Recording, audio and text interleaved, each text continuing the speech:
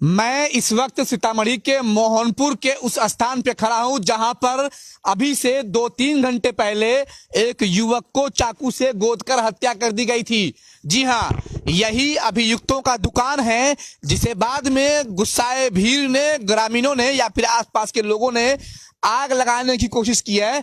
सारे सामान बिखरे पड़े हुए हैं, कुछ कुछ चीजें जली भी हुई हैं, हालांकि आग नहीं लगी है।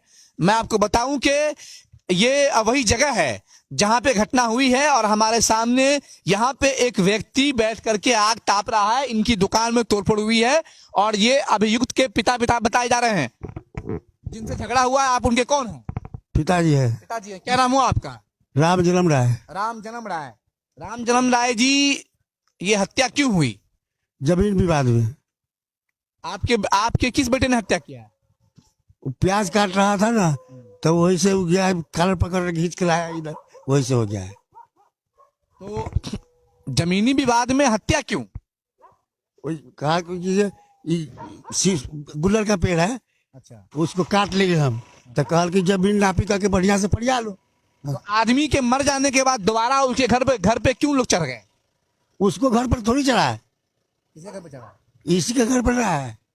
तो ऐसे हालात है यहाँ पर, आप देख सकते हैं कि ये मोहनपुर का वही जगह है और ठीक यहीं पर हत्या हुई है। यहीं पे दो पक्षों में तू मैं हुआ और एक चाकू से गले में यहाँ पर गोदा जाता है। उसके बाद एक व्यक्ति की मौत होती है। फिर हम लोग सीतामढ़ी के सदर अस्पताल में ही होते हैं कि दोबारा हंगामा होता है कि जिनकी हत्या हुई है उनके घर में फिर से लोग घुस गए। फिर वहीं से सीतामढ़ी के डीएसपी उपाध्याय मौके पर पहुंचते हैं। वहां पर हालांकि पुलिस कैंप कर रही है, यहाँ भी पुलिस है, पुलिस यहाँ पे ड्यूटी कर रही है, पुलिस यहाँ लगी हुई है, लेकिन यहाँ पर इनके दुकान को उड़ेल दिया गया है और कुछ कुछ चीजों में मैं समझता हूँ यहाँ पे टायर वायर जले हुए हैं, यहाँ पे एक कपड़ा वपड़ा जला हुआ है और जो सामान है वो उड़ेले हुए हैं। सामान को डेगची पतेला या फिर कह लें कि आप लोग मत आइएगा, काटिए यहाँ पर, डेगची पतेला या फिर जो सामान है बेंच डेस्क जो है वो उड़ेले हुए हैं और कुछ कुछ कहीं कहीं पे आग लगा हुआ है। मैं समझता हूँ कि आग लगाने की कोशिश हुई है और उस पे पुलिस काबू पा गई, पुलिस ने आग को बुझा दिया है। ये मोहनपुर का मोहनपुर का चौक है। मोहनपुर के वार्ड नंबर 7 में रमेश कुमार यादव की हत्या हुई है। जिन पर हत्या का आरोप है, यहाँ उनके पिता बैठे हुए हैं। जी हाँ, मैं आपको बताऊं कि एक बुजुर्ग आदमी यहाँ बैठे हुए हैं, आग ताप रहे हैं अपने दुकान के सामने। ये दुकान आप ही की है? जी सर। कितना पुराना ये विवाद है?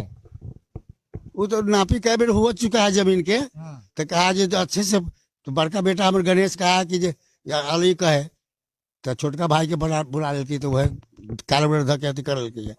नहीं, ये विवाद कितना पुराना विवाद है? विवाद पहले से भी रही है।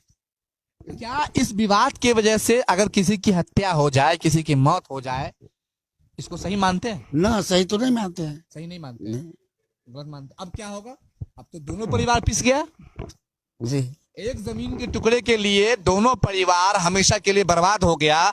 एक परिवार जो केस लड़ेगा, एक परिवार जो जेल में होगा, एक कोर्ट जाएगा, दूसरा जेल में होगा, तो परिवार तो दोनों बर्बाद हो गया उस टुकड़े के लिए। जी सर।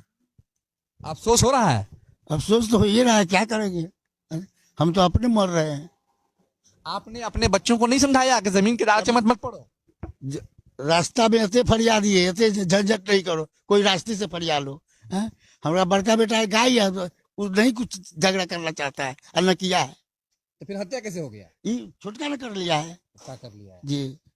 तो ऐसे हालात है। ये उनके पिता है, पिता का कोई दोष नहीं होता। अगर अपराधी मैं हूं, मैंने अगर कोई हत्या किया, मैंने अगर कोई अपराध किया, तो उसकी सजा सिर्फ मुझे मिलनी चाहिए। मैं आपको बताऊं कि ये सीतामढ़ी का मोहनपुर चौक है। जमीन का एक वो टुकड़ा जिस टुकड़े के लिए दो लोग आपस में लड़ते हैं, एक व्यक्ति की हत्या होती है, दूसरा व्यक्ति घायल होता है और फिर पुलिस का काम रेड ताबड़तोड़ पुलिस कर रही है। हालांकि गुस्साए लोगों ने इस दुकान पर भी हमला किया, दुकान को जलाने की कोशिश हुई है, लेकिन मैं समझता हूं कि थोड़ा बहुत नुकसान है। बाकी पुलिस पहुंच गई और आग पर काबू पा लिया, पुलिस ने बचा लिया। यहाँ पर बूढ़े बाहर बैठे हुए हैं और ऐसे हालात से सीतामढ़ी दो चार हो रहा है। मैंने घटना के वक्त सीतामढ़ी एसपी साहब को 12 फोन किया, दूसरे मोबाइल से भी किया, लेकिन उन्होंने साहब हुजूर माई बाप सरकार ने, पुलिस कप्तान ने फोन उठाना गवारा नहीं कर समझा। उनका कहना है कि कोई भी घटना घट जाए मेरे को मैसेज करो, फिर मैं मैसेज पढ़ूंगा, फिर जब मुझे मुनासिब समझ में आएगा तब मैं कॉल करूंगा, फिर मैं बात करूंगा कि हुजूर आपको हुआ क्या है। आली जनाब सरकार, पुलिस कप्तान महोदय, जब तक आप कॉल को पढ़ेंगे, जब तक आप कॉल को समझेंगे, मैसेज पढ़ेंगे, तब तक घटनाएं घट गई होंगी। जब थानेदार फोन नहीं उठाता है तो लोग पुलिस कप्तान को, एसपी को फोन करते हैं, इसलिए कि एसपी ही थानेदार पर लगाम लगाता है। लेकिन जब साहब हुजूर, बड़े बाबू, बड़ा सरकार अगर फोन ना उठाए तो ऐसे में बड़ी वारदात का आप इंतजार करिए और आपका जिला राम भरोसे रहेगा।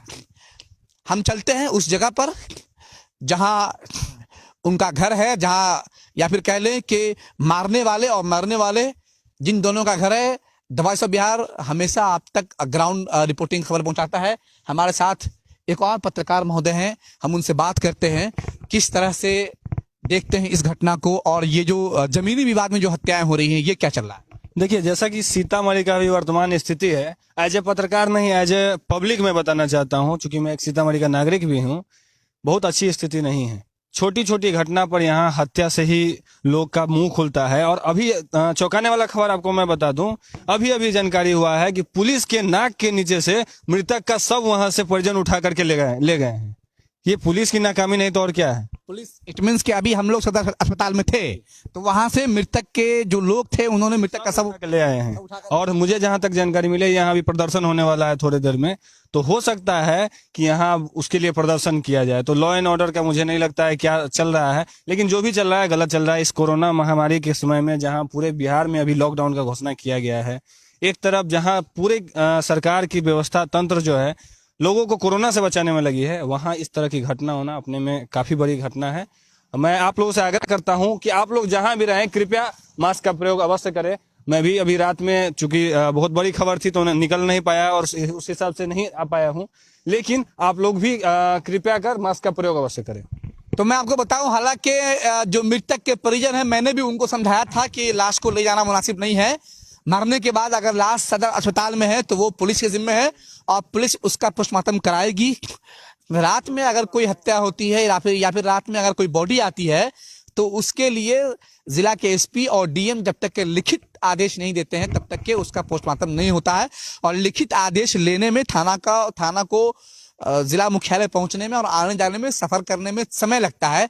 और अगर ऐसे में इस बीच में अगर पब्लिक गुस्सा होकर के अगर आप लाश को उठाकर वापस ले आते हैं तो इससे सिवाय आपका नुकसान है, दूसरे किसी का नुकसान नहीं होता है। कभी भी, कहीं भी, किसी भी जिले में, किसी भी शहर में, किसी भी गांव प्रदेश में अगर हत्या हो जाती है और लाश लेकर के आप रात में अस्पताल पहुंचते हो और रात में अगर पोस्टमार्टम नहीं होता है तो आप वेट करिए। लाश को लेकर आना बिल्कुल मुनासिब नहीं है। हमारे सामने यहाँ पर पुलिस की गाड़ी भी आ रही है। मैं समझता हूँ अभी एक पत्रकार महोदय ने बताया कि वहां से लाश लेकर जो परिजन है वो वहां से निकल गए हैं।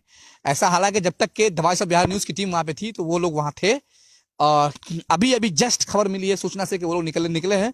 शायद पुलिस उन्हें रास्ते में रोक ले या फिर रास्ते में उन्हें कन्विंस करके वापस ले जाए। तो बेहद मोहनपुर, सीतामढ़ी का मोहनपुर में बहुत तनाव है और रमेश कुमार यादव की हत्या हुई है। इसी जगह पे हत्या हुई है जहां पे मैं आपको बतला रहा हूं, दिखला रहा हूं। यहाँ पर पुलिस की गाड़ी गश्त कर रही है। रीगा थाना आई है यहाँ पे घटना घटने के बाद। चूंकि रीगा आसपास में ही है तो रीगा थाना को भी यहाँ बुला लिया गया है। और अब हम यहाँ से चलते हैं मोहनपुर गांव में, देखते हैं वहां पर क्या हालात है। बने रहिए दवाई सब बिहार न्यूज के साथ। सब्सक्राइब करें हमारा यूट्यूब चैनल, लाइक और फॉलो करें ट्विटर, इंस्टाग्राम और फेसबुक पेज पर। Thank you.